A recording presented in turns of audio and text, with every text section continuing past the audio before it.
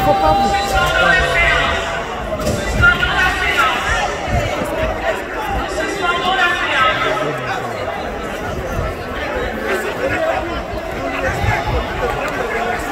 Bonjour et bonsoir à tous les téléspectateurs. Il y a chaîne Nabiso PF Bonheur TV. Toye vraiment dans le mango, il y a quoi bino, il y a quoi yana banda kuna biso pour na ko informer bino la situation politique oyo ezali na République démocratique du Congo na minute oyo bande ko ezaya ko yinda ezaya ko beba na Assemblée nationale na République démocratique du Congo parce que bauti ko destituer oyo ezali bongo monsieur Jean-Marc Kabound oyo ezali président intérimaire, il y a UDPS parti cher, il y a et Etienne Tshisekedi wa Mulumba et Azali Pebongo premier vice-président de l'Assemblée nationale. Bah tu ko destituer les lots donc n'est tout à l'heure dès le départ que basakana peuple soka telemi azu sabino likambwana ezali mabe esengeli bo fongola matoi boyo kabondi mais le peuple bakosaka peuple te les lots ba réalité et commis ko rattraper biso balobi mwana oyo bazui pa ya nganga azalaka mwana malamu te amema kaka bambrouille na kati ya famille mwana oyo mama zui zemi pa ya nganga mwana kisimbi azalaka mwana ya malonga te mwana wana ezali coalition oyo ya FCC na cash yango bota gouvernement ya kisimbi et bota oyo no sozo mwana na Congo lelo le 25 mai 2020 bauti ko destituer Jean-Marc Kabound na poste na ye o ezali ya premier vice-président de l'Assemblée nationale. Bandeko ba bolingo to yebite lobi to la muka nengeni na ba combattant ya UDPS parce que tu yoka ki déjà lo mbela na bango nengeni bazala ko lobake et libala o fe kufa soki ba meki ko simba na Jean-Marc Kabound et ko kufa fo ba panzana mais lelo oyo lundi le 25 ba destituer Jean-Marc Kabound bandeko nanga ba destituer ezaya ko beba na kati Assemblée nationale to yebite politique a Congo ezo memela biso wapi tozo kene nango wapi ezali kaka lelo mati lobe koi lelo mati lobe kiti na mwana wa ya kisimbi ebotama ezali mwana oyo ya FCC ya coalition FCC na cash donc boyebi que honorable Jean-Jacques Mamba Oyazali na résidence surveillée il a déposé qui motion de défiance ou motion oyo et celle qui va destituer Jean-Marc Kabound lelo il a déposé qui suite kaka pour Jean-Marc Kabound le baki que budget à congrès et écoutez bango 7 millions de dollars et il y a mon avis que 7 malobane ezalaki non justifié ezalaki ya lokuta asengaki bongo na monsieur honorable Jean-Marc Kabound ye a se justifié asengaki atindele 3 lettres et monsieur Jean-Marc Kabound atikela ko répondre na yangote alors a lancé pétition ne zoki ba signature belé entre autres signatures il y a monsieur Monsieur Simon Tumba Oyolelo a apporté qui peut monsieur Jean-Jacques Mamba plainte pour usage de faux parce qu'il y a le but qu'il y a signé signature a signé document a signé pétition en até mais alors que signature na izanakati donc le but et ils faux donc va imiter signature na ye ba yene mtakina ko porter plainte et que ba monsieur Jean-Jacques ba ki ba kanga ki to mona ki ndeni ba député no so ba ki ba zui ba longola ki même pas immunité na ye comme député mais ba zoi ki ka ndinga ba ki na ye donc yaza azala ki même pas lelo et même monsieur Kabound azala ki même pas na plénière ya lelo donc ba kan ba azad bongo na résidence surveillée donc sur 315 votants au bazala ki lelo na Assemblée nationale il y a eu 289 députés qui ont voté pour et 17 ont voté contre et il y a eu 9 abstentions. Donc 9 députés bango ni pour ni contre s'abstenir na bango na problème wana mais sur les 315 il y a eu 289.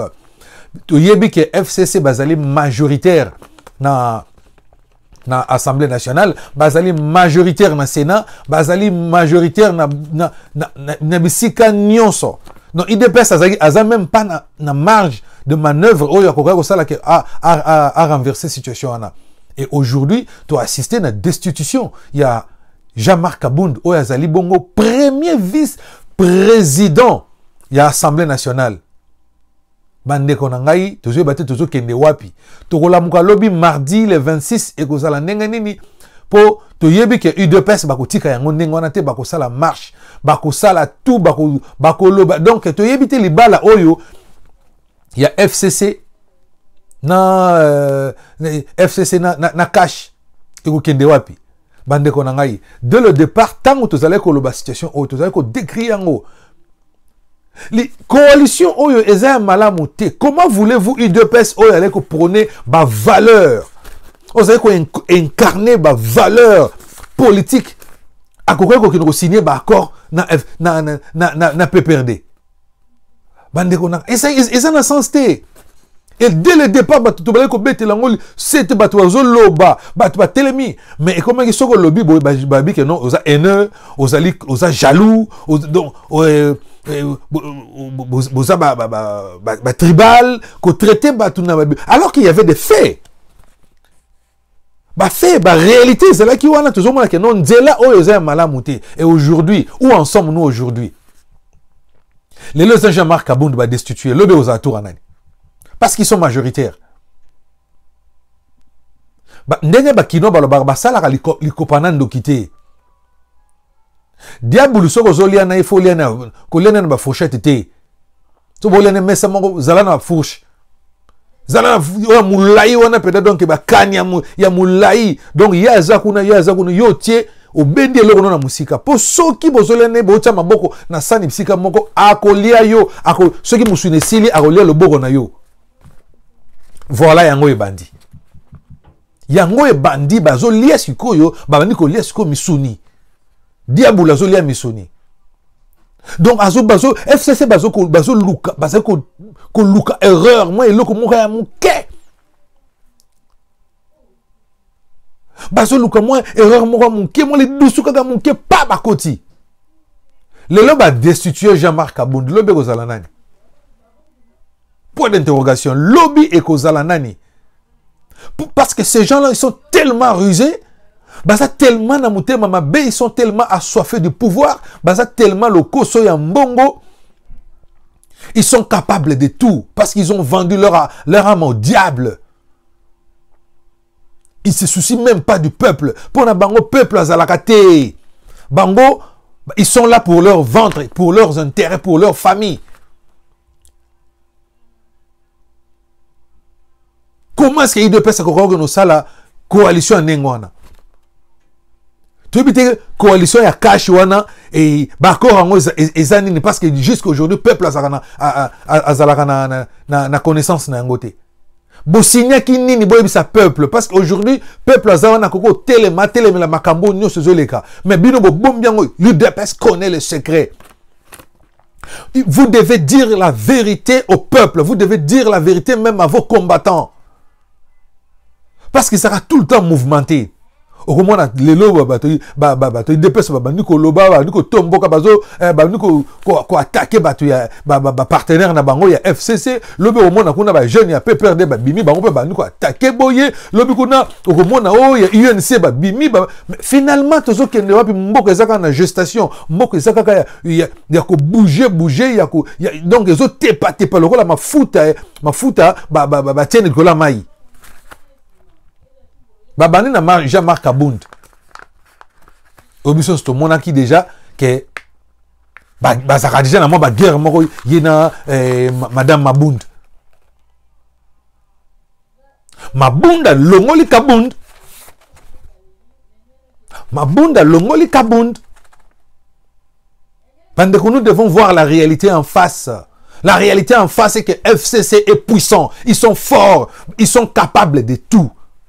Et ces gens-là sont capables de luka babiloko moko ba défaut moko boyeti au moins moko musu ba ko bimisela biso rubrique moko boy on le souhaite pas ba bimisela rubrique moko boy destitution un président de la République ba destituer monsieur Félix Tshisekedi parce que ces gens-là sont capables de tout. Bah destituer bon monique non au Tambwe Mwamba a commis président Sénat a eu pouvoir puis non on a zone selon Joseph Kabila to gangi bazana mando ki babimi boye peuple azana nzala ceux qui pression les mingi afandi pour battre ba coopérer na bango parce que tant bozo tia toujours mutema na bino occidentaux bazana si manabiso États-Unis za contre bino politique ça sous makambo na te batona ba yaka pour intérêt na bango bazala ka pour intérêt na bango tant ba moni que mutu ba o azawana azo répondre na intérêt na bango boye ba ke bango ba soutenir rien ils vont crier devant la presse bakoloba après 1 mois, 2 mois, et les qui nango, et si nango. Et si nango, mboka peut continuer quand on a des ordres wana kaka. Bande ko nango to fongola miso. Awe bandi boto yebite lobby e kozala ndenge nini. Balongo les Jean-Marc Abound sont sûrs que mobulu e ko salema. Mobulu e ko salema parce que bato IDPS, ba combattant IDPS, ba kolinga ndenge wana te. Est-ce que na bakor na bango basina ki poste wana ezali kaka pona bato IDPS ou quoi? On ne sait jamais. On ne sait jamais. Babi poste wana ezaka pona bato IDPS, on ne sait jamais. Ceux qui pona bato IDPS, bakoluka peut-être un autre cadre na IDPS bati wana, mais est-ce que o mutu bakotia wana akozala kaka na confiance? Est-ce que yé pe lobi bakolongola ite? IDPS ango pe lelo ndenge to yibi ba cadre ma cache to ba ina IDPS lelo bazali susute. IDPS c'est comme parti moko ezana ma cadre malonga te molobela malonga azate. Ozomona so hôtel rien que des petits joueurs. Il faut te loba la vérité en face. L'UDPS qu'on avait connu, l'UDPS de Moubaïk et l'UDPS Ozalagi, na ba figure, ya ma cache au taliba, to kilo, ba telemi bo, ba yebi mboka, ba zolobe la politique à mboka, ils font trembler l'opposition et le pouvoir. L'UDPS aujourd'hui est affaibli. L'UDPS est affaibli. l'UDPS est affaibli dans le niveau mongo sakanate.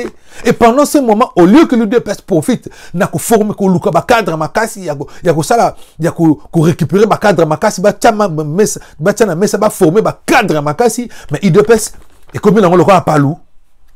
l'UDPS est comme dans le cas palou. Ba salaka, ba meeting na bango, ya nini. Toko ke, toko kene, toko sa, toko sala, toko ça. Et comme dans le cas palou. Bo sala ba meeting ba tuba ye ba telemi bozui ba lance ba nuko loba boloba na tango bozolo ba kena mutuana o toko kanga yo toko sala boy bango ba zolongola ba longoli lelo Kabund ba longoli Kabund. Bandeko, vous devez savoir aujourd'hui, monsieur Jean-Marc Kabund, le premier vice-président et Assemblée nationale congolaise, vient d'être destitué. Hier Azali, président AI, donc intérimaire, il y a UDPS. Bah, destitué, il n'est plus président et Assemblée nationale. Donc, a commis député, un simple député, il y a UDPS. C'est quoi ça la nini? Parce que FCC est majoritaire. L'UDPS n'a que 32 députés. 32 députés nationaux. UDPS a bango.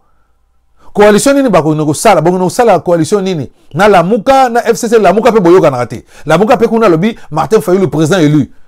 Bilo pe lobi que Azar président élu parce que Félix Tshisekedi Azar président élu parce que c'est lui le président en exercice. Who's the next? Nenge américain balobara. Who's the next? Qui est le prochain? Question mark, point d'interrogation. Nous on fait juste une analyse. Hein? L'analyse de la rue, oui. Ata bolobing bolobi qui ont ça l'analyse moi terre à terre. Tout ça l'analyse de la rue. Oh le peuple, oh le mécanicien peuple. Tout ça pour toi le français minene. Nous devons parler langage aux populations à comprendre. Qui est le prochain? Who's the next? Qui est le prochain sur la liste? Bisuto yebite. Bisuto zaka kawana tozo loba. Je suis un simple compatriote congolais. Nazana parti prité. Que ça soit les monsieur Martin Fayulu Zaki na pouvoir, soit ça, ma bêtise Zaki, tolinga qui to le belaye. Et Zalao Moïse Katou Mérimu Zaki na pouvoir, soit qui ma bêtise Zaki au salle, ma salle coalition, tolinga qui to le belaye. Peu importe la personne, oh l'ingara na place, oh Félix Tshisekedi les alliés là, tolinga qui to le belaye parce que c'est notre pays. C'est notre pays, nous devons dire les réalités en face. Au peuple dit la ligue et le bas no bokeju. Quel peuple, quel peuple, quel peuple. Quel peuple le bas de gonanga bokeju. Wayambo. No bokeju, quel peuple. Quel peuple mon Dieu, quel peuple congolais, on n'arrive pas à comprendre. Peuple congolais comme si à comme le niveau mongo à bout même que réfléchir. Peuple congolais comme le niveau mongo boue même si vérité est en face réalité en goyo non tu comme trop partisan politique et kaboli biso. Politique et kaboli biso pour nani peuple congolais toujours souffrir, les gens souffrent au Congo, la misère règne et continue d'exister encore dans Congo. Toi dollar est commis combien? Bah tu vas souffrir.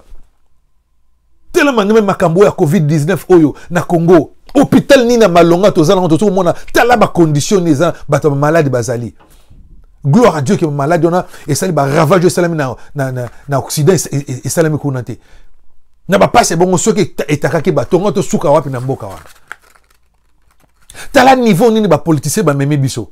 Alors tout comme tout tika fanatisme bandeko nanga tout tika fanatisme ezana tina te tout tika fanatisme total la réalité en face parce que bato ba souffrir kuna et bandeko na biso ba na Congo bato ba souffrir misale zate pendant le régime passé tina régime comme le combien d'entreprises ba et na Congo, combien d'emplois à temps plein ba créer na Congo. Tolobate. Il y a l'insécurité, bazo continue ko boma bato. Ba arrestation arbitraire, bazo continue ko salama. Comme si Tshisekedi égale Kabila. Ba arrestation arbitraire, bazo salama. Oui, il y a quand même, il y a des bonnes choses au tozo comme ça. Dans le niveau de justice par exemple, qui pouvait imaginer que Bakokai ko arrête, Bakokai ko kanga, ko sambisa directeur il y a cabinet à président de la République. Qui pouvait imaginer ça? Et ça, là, on dit coup de chapeau à la justice congolaise. Mais ils ont la justice moins impartiale. Ils ont la justice moins intimidés par la politique. Ils ont la justice moins que ceux qui m'ont dit quel que soit son rang. Justice est quand basambi ça y est, ceux qui est simbité, allez. Qui de relier vongolais. Ceux qui sont coupables, qui de relier vongolais. Ceux qui sont coupables, batikyo balave salam musala na yo. La justice élève une nation. La justice élève une nation. Ceux qui n'ont pas justice, c'est zalté batwa ko tambolo lokola ba nyama. Ceux qui n'ont pas justice, c'est zalté et loko moko e ko tambola te. Et nous devons mettre ça dans notre tête. Ça ne sert à rien tout ça là qui fanatisme. Ça ne sert à rien.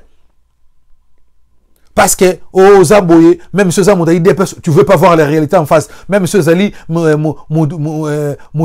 y a l'amour, tu veux pas voir des réalités en face. Même ceux qui il y a MLC, tu veux pas voir des réalités en face. Mais la réalité, là, le peuple souffre, il y a l'insécurité. La médiocrité continue. La réalité est que FCC a majoritaire sur tous les plans. Na parlement, na assemblée nationale, na sénat, na gouvernorat, na porte na institution publique, nous sommes les que entreprise publique, donc yé bangon mutu bazali baza toujours majorité ba rafler par ya gâteau monene. Qui est le prochain? Les deux zalaki eza Jean-Marc Abunda Kei. L'objet que la tour nani, who's the next? Qui est le prochain? Nous devons nous mettre debout, nous devons être soudés. Parce que, oh, la personne si ma Congo, donc, et Congo, yinda na Congo, anytime, mboka ne sala ko et sala ko la, tonneau essence batiango pembe na moto et ko exploser anytime parce que moi non bango babota wana ya kisimbi wana babengi coalition na bango ya FCC na cache za kisimbi mwana ya nganga aza mwana ya nganga yango bandeko ezalaki oyo analyse to kopesa bito kopesa bino ba information. Nous allons continuer à vous donner des informations, à vous informer sur la situation. Tola muka lobby ni qu'est-ce qui va se passer et nous allons vous dire, nous allons vous informer na chaîne Nabiso Oizali PF Bonheur TV. Pe na deuxième chaîne Nabiso Oizali Bongo Espace Congo TV, Espace Congo TV. Boza l'habitude kuna boko landa Oizali masolo ya Congo. Parce que na PF Bonheur TV tout ça na ba rubrique belé tout ça makambo belé tout ça la kuna. Mais na Espace Congo tout ça ba image tout ça ba actualité makambo ya Congo kaka yango tout ça na kati kuna tout lobela yango makambo ya politique ya société tout lobela yango kuna to vraiment et ça vraiment ciblé na makambo ya Congo, la politique et fait la société congolaise. Merci beaucoup. N'oubliez pas de vous abonner massivement dans notre chaîne PF Bonheur TV. Bokoshe Ngonga ya notification pour recevoir ma notification pour ne rater pas de bonnes choses. Oyo, Izali na programme Nabiso. Merci Netokuta Nambalasima. Que Dieu nous bénisse et que Dieu bénisse la République démocratique du Congo. Merci beaucoup.